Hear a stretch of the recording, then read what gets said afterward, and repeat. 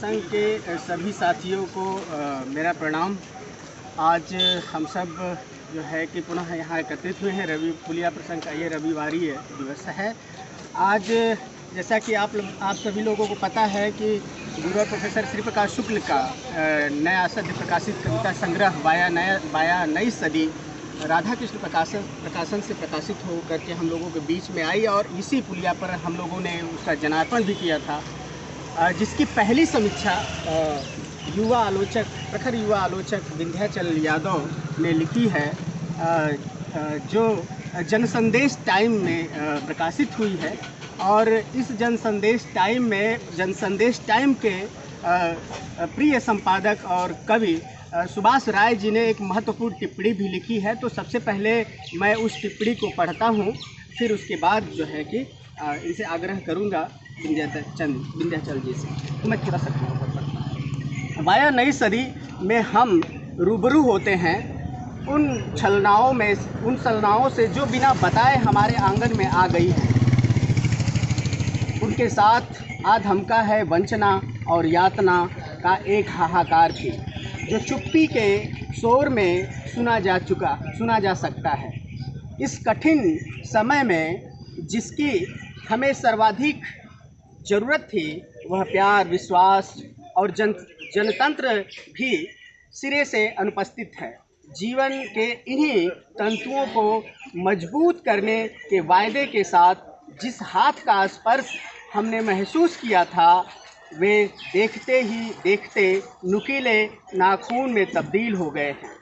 वे धंसते जा रहे हैं त्वचा के नीचे फैली हमारी तंत्रिकाओं में और धीरे धीरे हमें अपनी क्रूर जड़ता में कसते जा रहे हैं।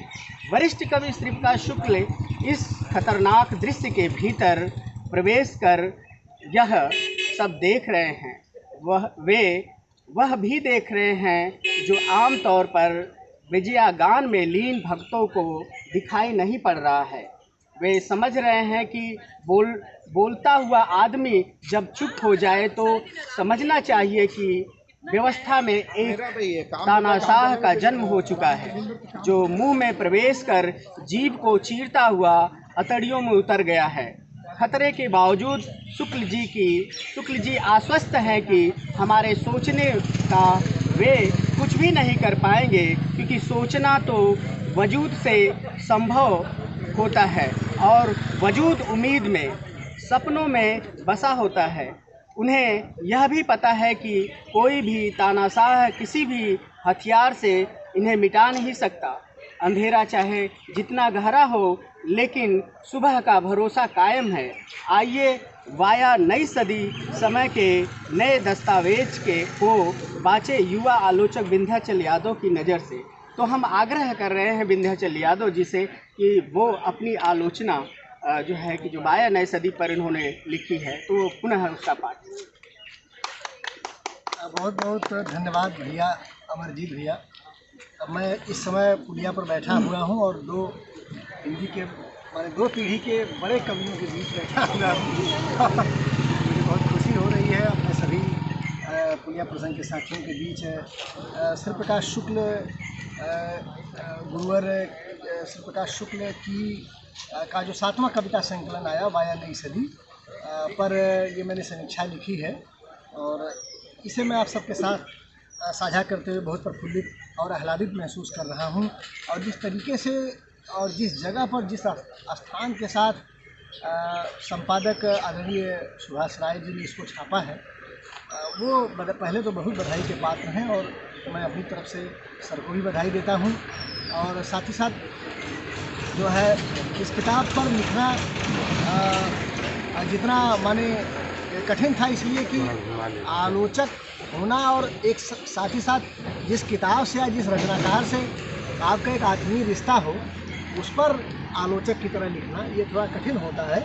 जितना हो सका मैंने साधने की कोशिश की है। मैं अपने सभी छोटे और समकालीन जो है साथियों के साथ इसे साझा कर रहा हूँ। 90 के दशक की हिंदी कवियों की पीढ़ी के महत्वपूर्ण कवि श्री प्रकाश शुक्ल का यह 7वां कविता संकलन वाया नई सदी राजकमल प्रकाशन समूह से प्रकाशित होकर आया है, जिसमें श्री प्रकाश शुक्ल के प्रतिरोध का स्वर, भाव विह्वलता करुणा और आंतरिक आर्तनाद से भरा हुआ है। व्यवस्था विरोध और अपने समय की हर छोटी बड़ी मानवीय गतिविधि के प्रति कवि की राजनीति में गुणात्मक बदलाव हुआ है। यहाँ आक्रोश का स्वर एक खास तरह की कचोट से भर गया है। कोयलिया जल्दी कूको ना और आए हो तो बरस के जाना जैसे गीतों में मौजूद अधीरता और कसक तुलसीदास की न्याय पत्रिका और हनुमान बाहु की विकलता और आत्मक्रिया का स्मरण करा देती है। यह भी कि हमारे समय का एक कवि कैसे हिंदी कविता के पुरखे कवियों की परंपरा से लेता है और कैसे उसमें युगानुकूल संवर्धन या परिवर्तन करता है। इसी मायने में श्री प्रकाश शुक्ल का यह संग्रह उनके पिछले संग्रह क्षीरसागर में नींद से आगे बढ़ता है और व्यवस्था विरोध और मानवीय संवेदना के रचाव में आक्रोश की जगह एक आंतरिक आर्तनाद और करुणा का बेहद मानवीय रंग पेश करता है, जहाँ पुराने प्रपत्ति भाव की जगह आधुनिक चुनौती बराबर मौजूद रहती है। और जैसे कविता इंतज़ार है, हाय कैसे कहूँ कि हर क्षण एक बीता हुआ क्षण है और जो बीत रहा है वह किसी अनबीते का महज इंतजार लगता है, जिसमें सिजती हुई करुणा गुजरते समय की उदासी बन गई है, बनकंठ में अटक सी गई है। संग्रह की बादल वंदना कविता के 3 टुकड़ों की काव्य भाषा पर ध्यान दें तो उत्तरोत्तर कवि की अधीरता और कचोट बढ़ती जाती है। बादलों के प्रति आशा और उम्मीद से यह कविता शुरू होती है। आए हो तो बरस के जाना कि फिर एक आकुल आग्रह, हिलना मत बादलों, आपकी बरस के ही जाना। यहाँ अव्यय ही का प्रयोग गौरतलब है। फिर भी बादल नहीं बरसे तो कवि कबीर की मुद्रा में आ जाता है, एक आक्रोश, एक अधीर आक्रोश की मुद्रा। यह तभी होता है जब पीड़ा और इंतजार अपनी पराकाष्ठा पार कर जाते हैं। व्यवस्था के बादलों से कवि श्री प्रकाश शुक्ल तुलसी के विनय न मानत जलधि जड़ के लहजे में बात करते हैं। मेरे घर में घर के मुड़ेर पर लटके हुए बादलों, लुका छिपी का खेल बंद करो अपना उमड़ना घुमड़ना, निहुर निहुर के चलना और फिर तन जाना। आना हो तो आओ या फिर चले ही जाओ, उड़ उड़ के तड़पाना अब अच्छा नहीं लगता। यहाँ पहुँचकर कबीर याद आते हैं कि कै बिरहीन को नीच दो, कै आपा दिखलाए, 8 पहर का दाझड़ा मुँह पे सहा न जाए, या तो मौत दो या तो खुद से मिला दो, यह 8 पहर का तड़पाना अब सहा नहीं जाता। ये संग्रह की एक कविता है कोयलिया जल्दी कूको ना, जो बहुत मकबूल हो रही है। यह भाव विह्वल आर्तनाद और अधीर आवाहन की वेधक कविता है। इसकी तमाम सांगीतिक प्रस्तुतियां सोशल मीडिया पर देखी सुनी जा सकती हैं। यह कविता कोरोना महामारी के भीषण विभीषिका के बीच संपूर्ण लॉकडाउन और मजदूरों कमेरों के महानगरों की ओर से अपने गांवों घरों कस्बों की ओर लौटते दारुण दृश्यों को अंतस्थल की पूरी पीड़ा से रचती है। इसमें मजदूरों के विस्थापन से उपजी हृदय चीर देने वाली पीड़ा तो है ही, उनके साथ व्यवस्था की क्रूरता की चुभन भी पूरी शिद्दत से मौजूद है।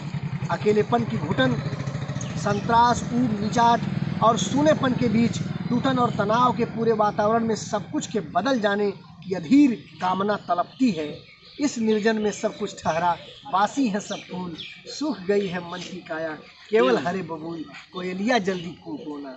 इस कविता को पढ़कर निराला की स्नेह निर्झर बह गया की याद गाढ़ी हो जाती है। वहाँ भी ठाठ जीवन का ढह गया है और जीवन दह गया है और आम की डाल सूख चुकी है, मानो केवल हरे बबूल की स्थिति निराला के यहाँ भी हो। और कहते हैं और उस पर पिक या सिखी नहीं आते। कोयल और मयूर बसंत और वर्षा ऋतु के वाचक हैं। बसंत और वर्षा दोनों नवसृजन की ऋतुएं हैं। निराला भी पिक या सिखी को मिस करते हैं और श्री प्रकाश शुक्ल आपातकाल के खिलाफ लिखी नागार्जुन की एक कविता है शासन की बंदूक। वहाँ आता है जली ठूंठ पर बैठकर गई कोकिला कूक, बाल न बांका कर सकी शासन की बंदूक। यहाँ कोयल का कूकना जनता की असहमति और विद्रोह का स्वर है, जिसे शासन के दमन ने चुप करा रखा था। नागार्जुन के कोयल की कूक में विद्रोह है, जनता की एकता का बल है, इसीलिए असहमत का स्वर है। श्री प्रकाश शुक्ल की कोयल की कूक में जिंदगी की पुनर्वापसी की उम्मीद है, एक तरह की लाचारी और बेबसी भरी उम्मीद। घन तिमिर में चपला की रेख की तरह कोयल और गौरैया मानी। और दूसरा सदी में तकनीक और प्रौद्योगिकी का मानवीय जीवन में घनघोर दखल, प्रकृति और परिवेश के साथ जो डीप इंगेजमेंट का है उसका सीधा संबंध परोजीविता से है। मानवीय गतिविधियों के स्थगन और आसन्न अंत की त्रासद स्थितियों के बीच प्रकृति और परिवेश के साथ रचनाकार का अंतर्संवाद हिंदी कविता को छायावाद के बाद एक नए ढंग के प्रकृतिवाद की ओर ले जाता प्रतीत होता है, जहाँ प्रकृति मनुष्य के उल्लास और उद्दीपन के रूप में नहीं, उम्मीद के रूप में आती है। गुलमोहर, कचकचिया, पेड़, कोयलिया जल्दी कूको न जैसी कविताएं इसी तरह की कविताएं हैं। यह मानी हुई बात है कि सुख के साथ ज़्यादा भरोसेमंद नहीं होते जितना भरोसेमंद दुख में दिए गए साथ होते हैं। सब हैं, बहुत हैं, काफ़ी हैं, फिर भी कोई नहीं जिससे बन सके बात। कुछ पेड़ हैं इधर उधर जो चुप हैं और देख रहे हैं। हर क्षण बदलते हुए दृश्य को समय करवट बदल रहा है और शाम आकर टिक गई है। पत्तों पर एक चिड़िया ले आई है कुछ तिनके जिससे वह घर बनाएगी। आकाश से झड़ रही हैं अंधेरे की पाँखें और सुबह का भरोसा अब इसी चिड़िया से। भरोसा कविता में किया है। प्रकृति के साथ इस डीप इंगेजमेंट का असर यह हुआ है कि श्री प्रकाश शुक्ल की कविताओं में आरंभ से अब तक चली आ रही आख्यानात्मकता और कथातत्व झीना हुआ है और चित्रात्मकता और लाक्षणिकता की क्षमता उभर आई है। जैसे इस कविता में अंधेरे की पाँखों का आकाश से झड़ने का बिंदु, है यमा निशा उगलता गगन घन अंधकार की याद आ जाती है। दूसरी बात जो ध्यान खींचती है कि तकनीक के विकास ने मनुष्य के संबंधों को कितना और किस तरह आभासी और अवास्तविक बना दिया है। इस विडंबना को यह संग्रह चित्रित करके 21वीं सदी के पहले 2 दशकों के बदलावों को कविता में दर्ज करता है। यह कैसी वदी है कि सब कुछ वाया नई सदी है। बगल में बैठी पत्नी मोहब्बत से भी जिनसे एक वाया है। जंगल में दहक रहे पलाश, धरती से फूट रहा लावा, फसलों में लगी है आग, फिर भी कुछ जल नहीं रहा वाया नई सदी। बहुत कुछ जला डालने या बदल डालने की इच्छा के अलावा वाया नई सदी में नाग नथैया, मणिकर्णिका, देव दीपावली, सुबह बनारस, रेत में धसा पुल जैसी तमाम कविताएं श्री प्रकाश शुक्ल के पिछले काव्य संग्रहों की परंपरा में ही बनारस के भूगोल और संस्कृति की बहुत आत्मीय आलोचना रचती हैं। स्त्री श्री प्रकाश शुक्ल के यहाँ वैसे ही बहुत कम उपस्थित रही है। इस संग्रह तक आकर उसकी उपस्थिति और कम हुई है। प्रेम और स्त्री श्री प्रकाश शुक्ल के प्रिय काव्य विषय नहीं रहे। उनके यहाँ जो स्त्री आई भी है वहाँ घर गृहस्थी और पूजा पाठ में नधी औसत और आम स्त्री है।